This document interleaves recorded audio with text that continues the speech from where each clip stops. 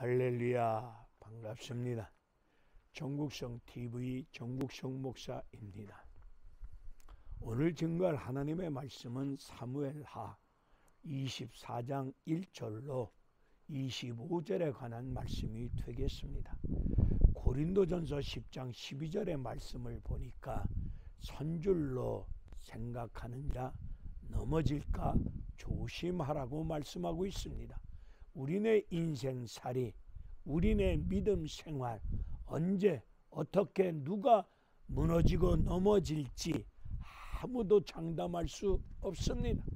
살아계신 전능자 하나님 앞에서 우리네 신앙생활, 우리네 인생살이가 넘어지지 아니할 수 있도록 조심조심하면서 신앙생활 하셔야 될 줄로 믿습니다.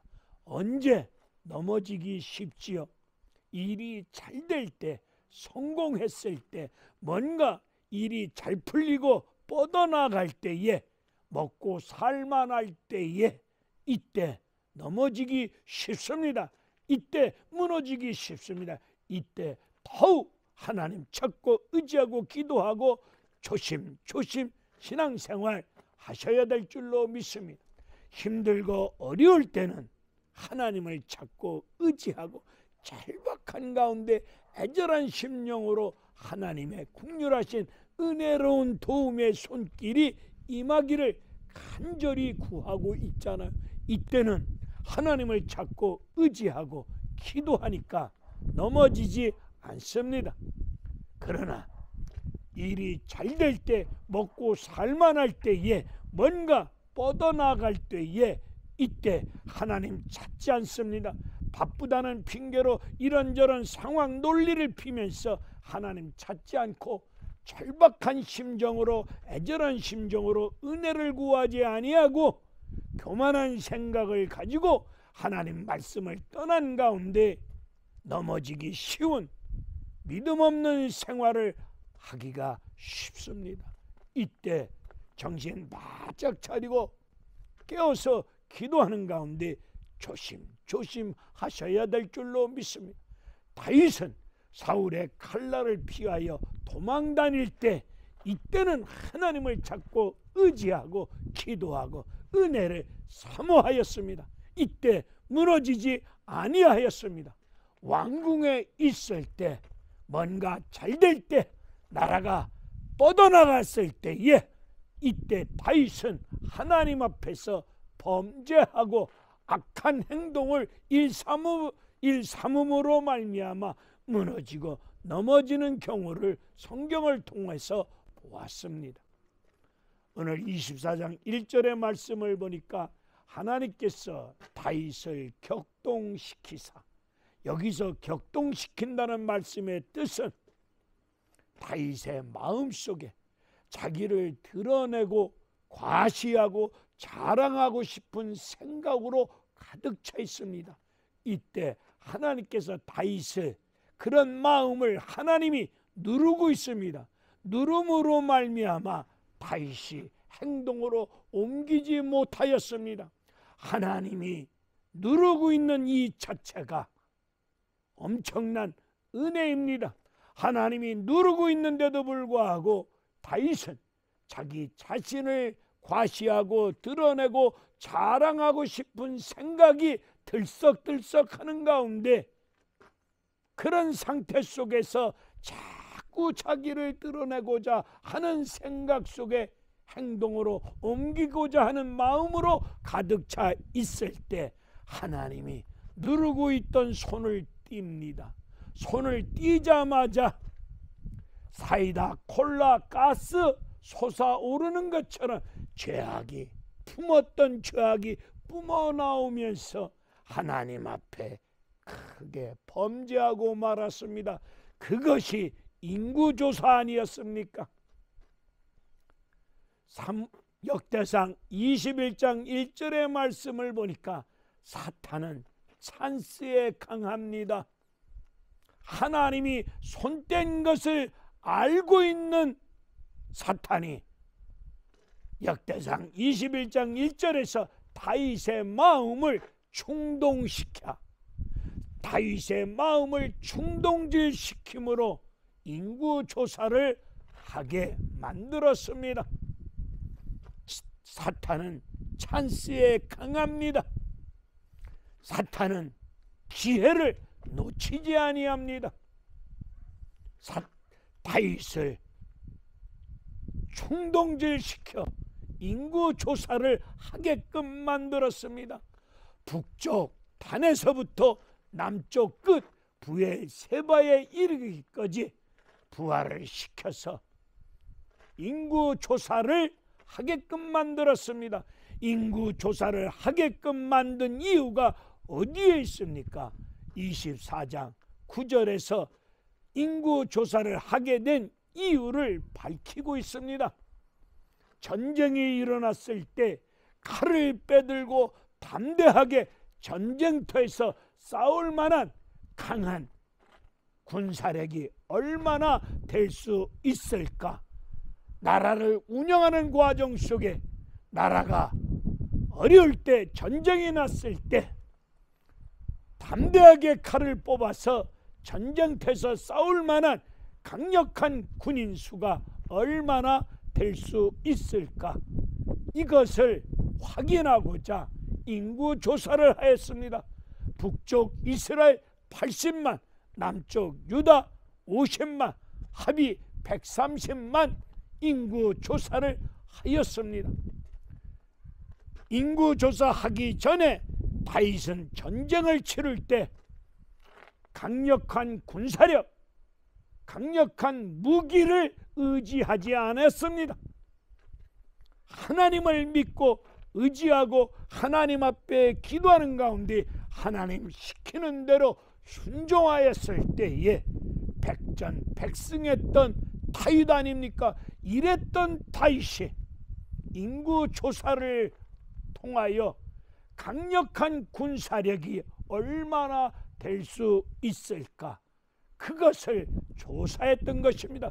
설령 하나님이 도와주지 아니한다 할지라도, 설령 하나님이 은혜를 주시지 아니한다 할지라도 우리나라 강력한 130만 칼을 빼들고 담대하게 전쟁을 치를 수 있는 군사력 130만 막강한 힘을 가지고 있다. 이런 교만한 생각을 가질 수밖에 없도록 인구조사를 하게 된 것입니다. 인구조사를 통하여 그런 교만한 생각으로 가득 차고 그런 교만한 생각 속에 인구조사를 함으로 인하여서 다윗은 하나님 앞에 죄를 짓고 말았습니다. 죄를 짓고 난 다음에 다윗은 금방 깨닫습니다. 인구조사를 하고 난 다음에 오늘 24장 10절 이후의 말씀을 보게 되면 다윗은 인구조사를 마치고 난 다음에 하나님 앞에 내가 미련하여 무지한 가운데 큰 죄를 지었습니다. 이 죄인을 용서하여 달라고 간절히 하나님의 긍휼하신 은혜를 구하고 있습니다. 다윗은 죄를 지었을 때 죄를 금방 깨닫고 그 죄를 하나님 앞에 고백하며 용서를 구하고 있습니다. 오늘 이 시대 예수 믿는 사람들 중에 죄를 밥 먹듯이 물 마시듯이 짓고 있으면서도 죄인 줄도 모르고 죄 속에 빠져 있으면서도 죄를 깨닫지 못하고 내가 여지가 없는 죄인임을 깨닫지 못한 가운데 회개하지 아니하는 완악하고 강박한 심령들이 너무도 많습니다. 하나님께서 죄를 지은 다윗에게 벌을 주기 위해서 선지자 갓을 통하여 세 가지를 보여주고 갓이 다윗에게 너는 벌 받을 수밖에 없으니 세 가지 벌 중에 하나를 택할 것을 말씀을 전해 주었습니다. 첫째, 7년 기근이다.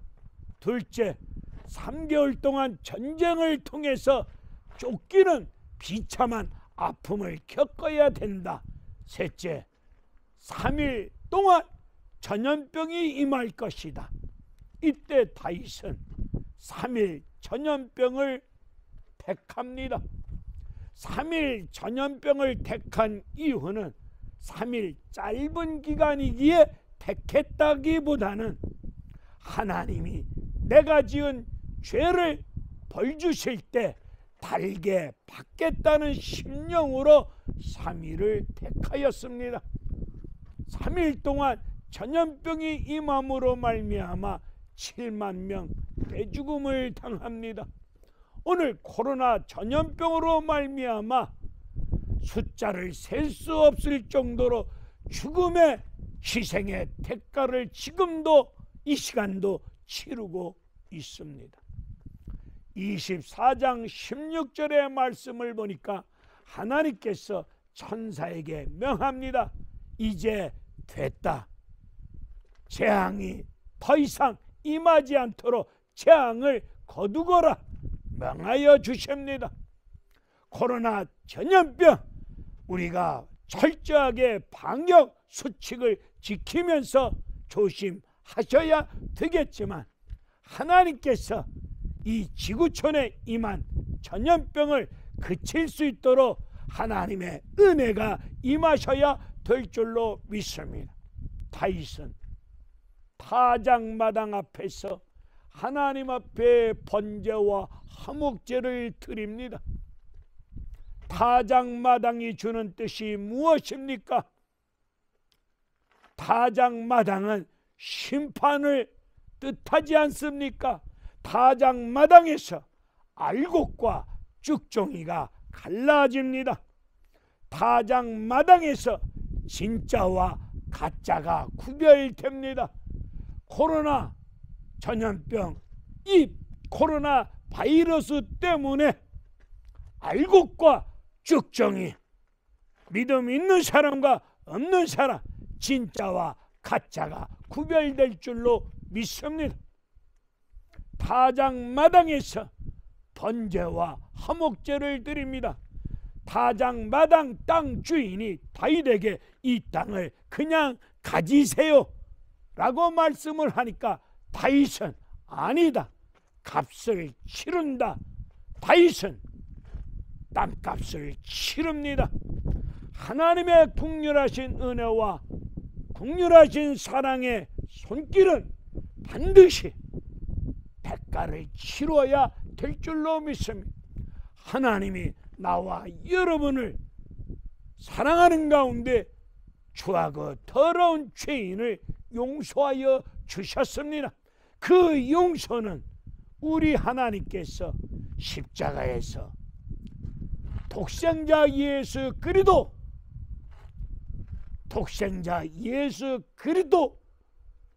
아들을 희생 제물로 대가를 치르셨습니다. 정말로 눈물겨운 용서가 아니겠습니까? 그 예수님의 희생의 대가로 말미암아 우리는 이런 긍휼하신 은혜와 사랑을 넘치도록 받고 있습니다.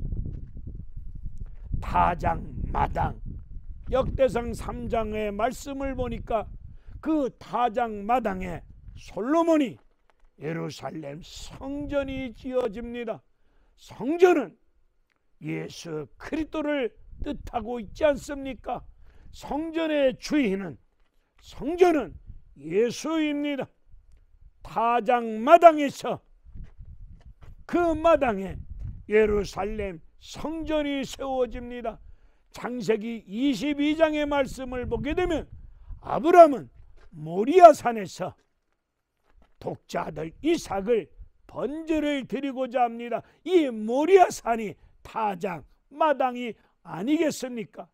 이 모리아산에서 아브라함은 이삭 대신 수풀에 뿔이 걸려있는 순양을 이삭 대신 번제로 드렸습니다. 우리 예수님이 십자가에서 희생의 대가를, 죗값을 치르심으로 말미암아 우리는 넘치는 은혜와 사랑과 용서함을 받았습니다. 다윗은 타작마당에서 번제를 드립니다. 그 번제를 드렸던 타작마당이 그곳에 하나님의 성전이 세워졌습니다. 예수만 남았습니다. 다윗 화려한 업적도 있습니다. 엄청난 일도 많이 한 사람입니다. 다윗의 인생 끝에 마무리가 다윗의 화려한 업적 이런 것을 드러내놓고 말하지 않습니다. 다윗의 인생 끝은 예수만 드러내고 있습니다. 오늘 우리는 하나님 앞에서 우리의 인생 끝이 우리의 인생 말미에 내가 이룬 어떤 인생의 업적, 내가 이만한 대형교회 목사다, 내가 이만큼 교회를 부흥시켰다, 나의 업적 공로, 나의 뭔가를 드러내고자 과시하고자 하는 이런 생각은 아예 쳐버리시고 예수만 남고 예수만 드러낼 수 있는 믿음의 인생이 되셔야 될 줄로 믿습니다. 모든 영광은 하나님께 돌릴 수 있는 은혜로운 역사가 임하셔야 될 줄로 믿습니다. 할렐루야, 감사합니다.